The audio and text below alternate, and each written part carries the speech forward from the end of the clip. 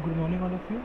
तो अब हम लोग सेकंड एक्सरसाइज पर चल रहे हैं, क्वाड्रेटिक इक्वेशन 4.2 एक्सरसाइज, जिसमें हम लोगों को सॉल्व करनी पड़ेगी क्वाड्रेटिक इक्वेशंस को।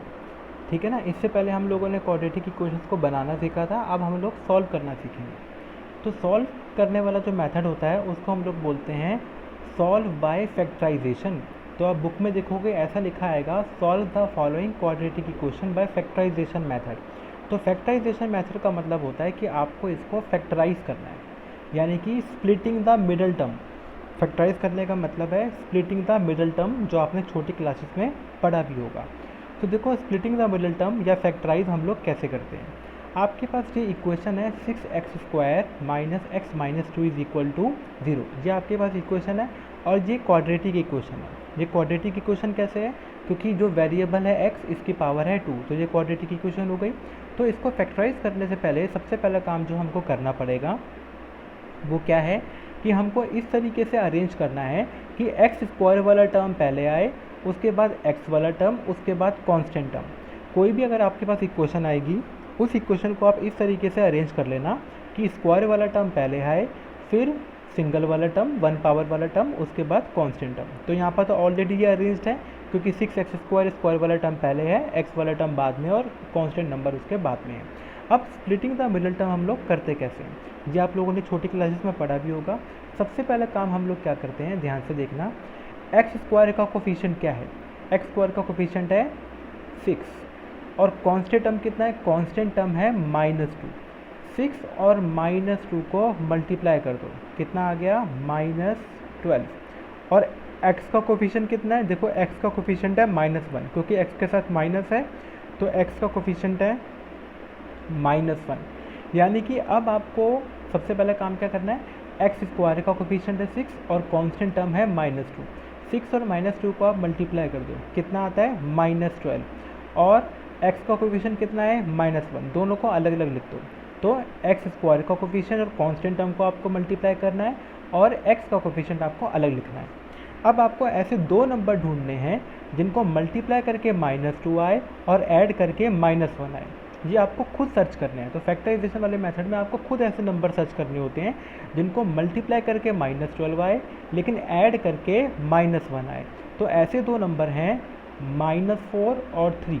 ध्यान से देखो, अगर मैं -4 और 3 को मल्टीप्लाई करूँगा तो -12 आएगा, और -4 और 3 को ऐड करूँगा तो -1 आएगा। तो हम लोग क्या करते हैं, ऐसे दो नंबर हमने ढूंढ लिए जिनको मल्टीप्लाई करने पर -12 आए और ऐड करने पर -1 आए। वो दो नंबर है -4 और 3। इसको हम बोलते हैं स्प्लिटिंग द मिडल टर्म, यानी कि मिडल टर्म को ब्रेक कर देना। मिडल टर्म क्या है, x, यानी कि इसको हम ब्रेक करेंगे। इसको हम ब्रेक कैसे करेंगे, x को लिख देंगे -4x + 3x। क्या लिख देंगे, -4x + 3x, बाकी -2 ऐसा का ऐसा रहेगा इज इक्वल टू 0।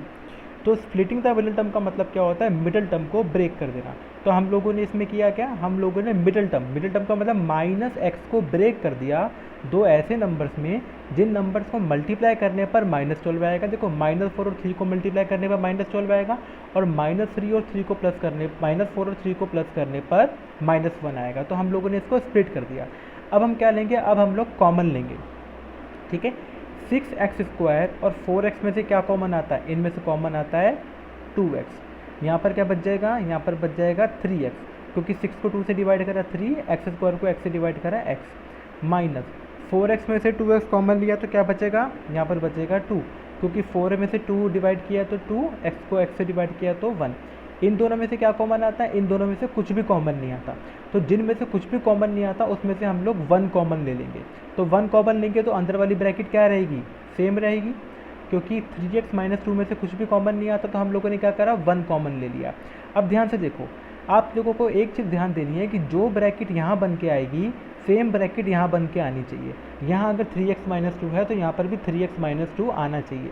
अगर ये दोनों ब्रैकेट सेम नहीं बन रही है, इसका मतलब हम लोगों ने कुछ ना कुछ गड़बड़ करी है, आपको क्वेश्चन को रीचेक करना है। लकीली हमारे यहाँ पर क्या हो रहा है कि दोनों की दोनों ब्रैकेट सेम बन रही है। तो अब इसमें से और इसमें से क्या कॉमन लेंगे, 3x - 2। हम लोगों ने क्या कॉमन ले लिया, 3x - 2। इस पूरे टर्म में से अगर मैं 3x - 2 कॉमन ले लूँगा तो क्या बचेगा, 2x। तो ब्रैकेट में लिख दो 2x। समझ में आ रहा है। इसमें से हम लोगों ने पूरा 3x माइनस 2 कॉमन ले लिया तो क्या बच गया 2x, प्लस इसमें से 3x माइनस 2 कॉमन ले लिया तो क्या बच गया 1, तो इज इक्वल टू 0। समझ में आ गया। तो ये क्या हो गया कि हमारा फैक्टराइज हो गया। फैक्टराइज का मतलब मैंने इसको दो फैक्टर्स में कन्वर्ट कर दिया। एक फैक्टर है 3x माइनस 2, एक फैक्टर है 2x प्लस 1। अब हम क्या करेंगे, एक बार इसको 0 के बराबर रख देंगे, एक बार इसको 0 के बराबर रख देंगे। तो हमने क्या कर दिया, 3x minus 2 is equal to 0 और 2x plus 1 is equal to 0। इसका वैल्यू क्या आएगी, 3x is equal to 2, x is equal to 2/3। इसकी वैल्यू क्या होती है, 2x is equal to -1, x is equal to -1/2। इसका मतलब अब ये सॉल्व हो गया। सॉल्व होने का मतलब मैंने इसको फैक्टराइजेशन, जिस मेथड का एक और नाम है वो नाम क्या है, स्प्लिटिंग द मिडल टर्म, यानी कि मिडल टर्म को स्प्लिट करना। ठीक है, ये दोनों नाम इसी के ही हैं, फैक्टराइजेशन मेथड और स्प्लिटिंग द मिडल टर्म। हमने इसको सॉल्व कर दिया। सॉल्व करने का मतलब क्या होता है, x की वैल्यू निकालना। तो मैंने x की वैल्यू क्या आई 2/3 और क्या आई -1/2। ये जो x की वैल्यू आई है इनको हम लोग बोलते हैं सॉल्यूशंस या हम लोग बोलते हैं रूट्स।